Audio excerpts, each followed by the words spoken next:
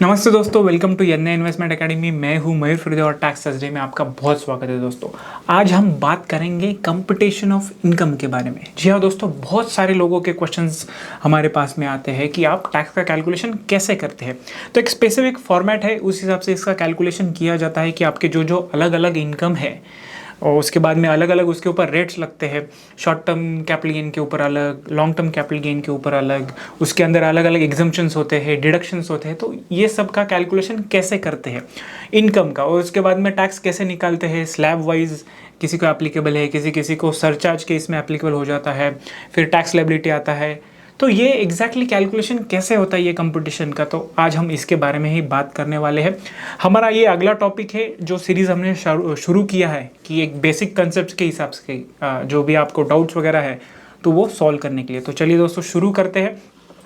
तो बेसिकली ये इसका कैलकुलेशन कैसे होता है। तो जो भी आपके 5 हेड ऑफ इनकम है, जैसे कि सबसे पहले है इनकम फ्रॉम सैलरी है, तो उसके अंदर के सब इनकम जो भी आपको अलाउंसेस वगैरह मिलते हैं वो आ जाते हैं। इनकम फ्रॉम बिजनेस और प्रोफेशन, जो भी आप ट्रेडिंग गुड्स और मैन्युफैक्चरिंग या फिर कुछ सर्विसेज से प्रोफेशन में हो, या फिर फ्यूचर ऑप्शंस वगैरह के है तो उसका इनकम आ जाता है। इनकम फ्रॉम हाउस प्रॉपर्टी है, कैपिटल गेन से, और लास्ट में इनकम फ्रॉम अदर सोर्सेस है। तो ये 5 हेड के इनकम आ जाते हैं सब एडजस्टमेंट करने के बाद में, और उसके वो बनता है आपका ग्रॉस टोटल इनकम। और वो ग्रॉस टोटल इनकम में से जो भी डिडक्शंस हमें अवेलेबल है चैप्टर 6 के अंडर, मतलब जो भी आपका LIC है, म्यूचुअल फंड वगैरह है, उसके बाद में डोनेशंस है, हेल्थ इंश्योरेंस वगैरह है, तो ये सब जाने के बाद में आता है आपका टोटल इनकम।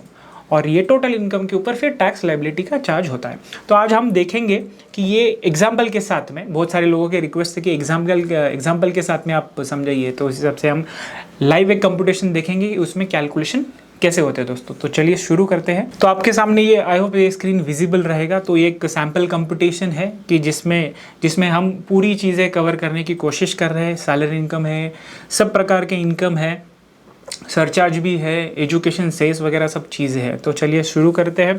तो सबसे पहले देखिए कि सैलरी इनकम, जो भी आपको सैलरी आपके एम्प्लॉयर के पास में से आता है, फॉर्म 16 जो आता है, तो उस हिसाब से यहाँ पे सब उसका नोटिंग हो जाता है कि सैलरी है, बेसिक सैलरी है।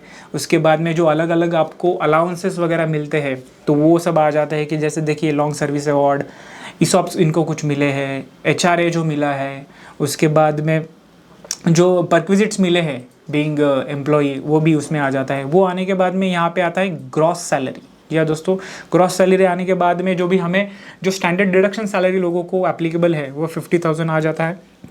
और प्रोफेशनल टैक्सेशन, अभी ये इन्होंने न्यू टैक्स रिजिम नहीं चूज़ किया है, उसकी वजह से ये 2500 और स्टैंडर्ड डिडक्शन का डिडक्शन यहाँ पे आ रहा है। अगले साल के लिए दोनों स्कीम में अवेलेबल है ये। तो ये कैलकुलेशन सब जाने के बाद में टैक्सेबल सारे जो जिसके ऊपर हमें एक्चुअल में टैक्स लगने वाला है वो अमाउंट यहाँ पे आ जाता है। ठीक है। अगला है इनकम फ्रॉम हाउस प्रॉपर्टी। तो इनके पास में 2 हाउसेस है, एक सेल्फ ऑक्यूपाइड है और एक है लेट आउट। तो ये हमने कुछ जो इनकम है ये एक्चुअली यहाँ से ब्लैकआउट किए हैं। ठीक है। सो उसके बाद में रेंट आ गया। उसके बाद में स्टैंडर्ड डिडक्शन जो 30% अलाउड है, इनके पास में कोई हाउसिंग लोन नहीं है, उसके लिए यहाँ पे कुछ आया नहीं है दोस्तों।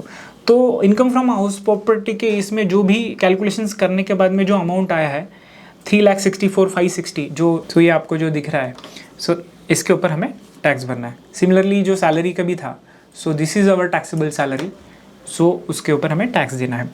अगला है profit and gains from business and profession. जो भी आपका बिजनेस है, आप कुछ ट्रेडिंग वगैरह करते हो कुछ गुड्स मटेरियल वगैरह में, या फिर आप प्रोफेशन में हो, प्रोफेशनल हो, या फिर आप फ्यूचर ऑप्शंस और इंटरडे में ट्रेडिंग वगैरह करते हो, या फिर आप अगर किसी फर्म में पार्टनर वगैरह हो, तो उसका इनकम जो आता है वो सब PGBP के शेड्यूल में आता है। तो इस हिसाब से ये देखिए profit before tax as per profit and loss account के हिसाब से इनका ये अमाउंट आया है।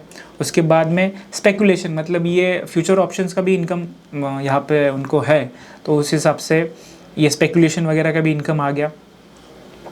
और बाकी जगह पे भी ये पार्टनर है। तो ये सब कैलकुलेशंस करने के बाद, मतलब प्रॉफिट एंड लॉस बनाने के बाद जो भी टैक्सेबल प्रॉफिट है वो यहाँ पे आया, और जो भी उसका फाइनल अमाउंट है तो यहाँ पे मैंने ले लिया।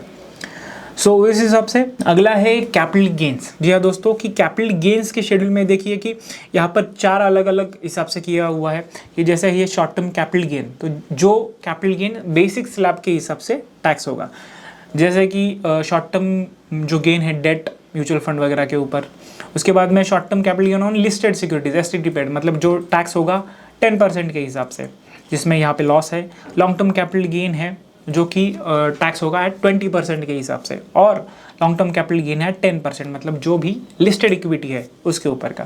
तो इस हिसाब से कैलकुलेशन करने के बाद में ये हमारा आ जाता है टोटल टैक्सेबल कैपिटल गेन्स, जिसके ऊपर हमें टैक्स भरना है। उसके बाद में हमारा लास्ट और 5वां हेड ऑफ इनकम है जो है इनकम फ्रॉम अदर सोर्सेस। तो इस हिसाब से इसमें कोई ऐसे टैक्स रेट का अलग से ये नहीं है, बट फॉर बेटर अंडरस्टैंडिंग कि मेरा क्या क्या इनकम था, तो उसके लिए यहाँ पे हमने ये सब लिखा है। इनकम सेविंग बैंक का इंटरेस्ट है, किसी दूसरे पार्टी की तरफ से इंटरेस्ट आया है, एफडी के ऊपर का इंटरेस्ट है, या फिर उसके बाद में पीएफ इनका हाई कंट्रीब्यूशन है उसके लिए, या फिर मुझे फॉरेन से डिविडेंड मिला है तो उस हिसाब से है, डिविडेंड फ्रॉम म्यूचुअल फंड के जो यूनिट्स है, और डिविडेंड फ्रॉम कंपनीज जो कि इंडियन लिस्टेड है, तो इस हिसाब से। तो ये सब टोटल करने के बाद में आया जो टैक्सेबल इनकम है मेरा, इनकम फ्रॉम अदर सोर्सेज के हिसाब से।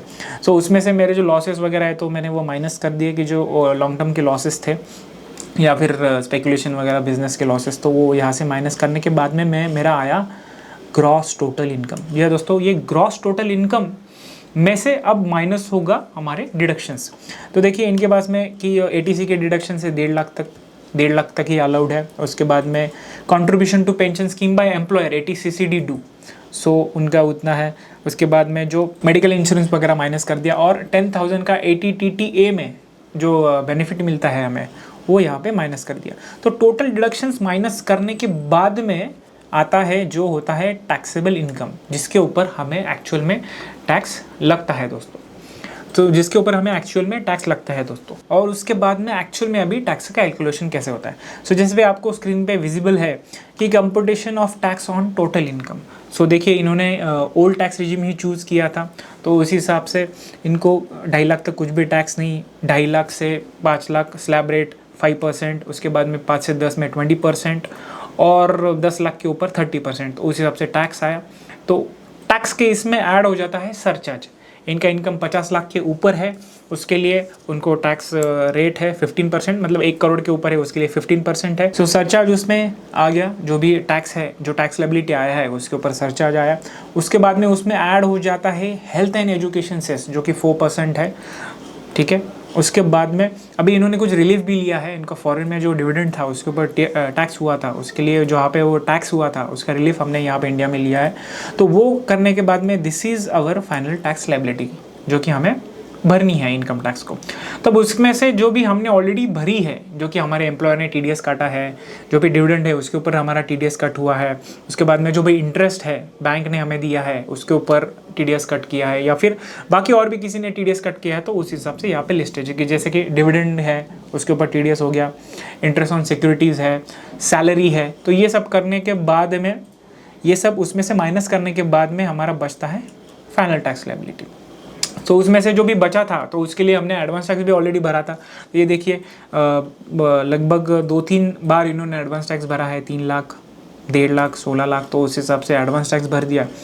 और उसके बाद में अगर जो एडवांस टैक्स भरा हुआ है, हमने बहुत सारे वीडियोस इसके ऊपर बनाए हैं कि एडवांस टैक्स क्यों भरना इंपॉर्टेंट है। एडवांस टैक्स इन्होंने फर्स्ट क्वार्टर में, सेकंड क्वार्टर में एडवांस टैक्स ही नहीं भरा है, सो उसके लिए उनको इंटरेस्ट लगा है, और इंटरेस्ट लगने के बाद में जो भी आपका लायबिलिटी बचा हुआ है वो भरना है, या फिर जो भी एक्स्ट्रा लायबिलिटी है वो रिफंड आए ना दोस्तों। तो इस हिसाब से कैलकुलेशन होता है कंप्यूटेशन ऑफ इनकम का, जिसमें अलग अलग टाइप ऑफ हेड के इनकम होते हैं, उनके जो मतलब हेड वाइज जो एडजस्टमेंट होते हैं वो होते हैं, और उसके बाद में ग्रॉस टोटल इनकम निकलता है, उसमें से डिडक्शंस वगैरह माइनस होके फिर टैक्सेबल इनकम आता है, और टैक्स स्लैब के हिसाब से ये सब कैलकुलेशंस होता है। तो आई होप दोस्तों आपको समझ में आया रहेगा कि ये कंप्यूटेशन ऑफ इनकम कैसे होता है, इसमें क्या क्या हेड के इनकम कैसे कैसे हम लेते हैं, कि इनकम फ्रॉम सैलरीज है, जो भी आपके पूरे भी इनकम है वो सब लेने के बाद में उसके ऊपर हेड वाइज एडजस्टमेंट एग्जम्पशंस करने के बाद में ग्रॉस टोटल इनकम आता है, ग्रॉस टोटल इनकम में से हम जो डिडक्शंस हमें अलाउड है वो उसमें से माइनस करने के बाद टोटल टैक्सेबल इनकम आता है और उसके ऊपर टैक्स कैलकुलेट होता है। जो भी आपका स्लैब रेट है या फिर अलग अलग जो स्पेसिफिक रेट वाली इनकम है उसके ऊपर स्पेसिफिक रेट से लगता है, एजुकेशन सेस उसमें ऐड होता है, सरचार्ज उसमें ऐड होता है और उसके बाद में हमारा फाइनल टैक्स लायबिलिटी आता है। जो भी उसमें से फिर जो भी हमारा टीडीएस वगैरह है वो भी उसमें से माइनस होके हमारा फाइनल लायबिलिटी आता है जो कि हम भरते हैं advance income tax return file करने के टाइम पे। तो अब दोस्तों ये पसंद आया होगा वीडियो। इसके बारे में आपको और भी कुछ क्वेश्चंस हैं या फिर आपको और भी कुछ नए कंसेप्ट्स या फिर जो भी आपके डाउट्स है वो अगर उसके लिए आप चाहते हैं कि हम वीडियोज़ बनाइए तो कमेंट बॉक्स में लिखना मत भूलिए दोस्तों। थैंक यू दोस्तों।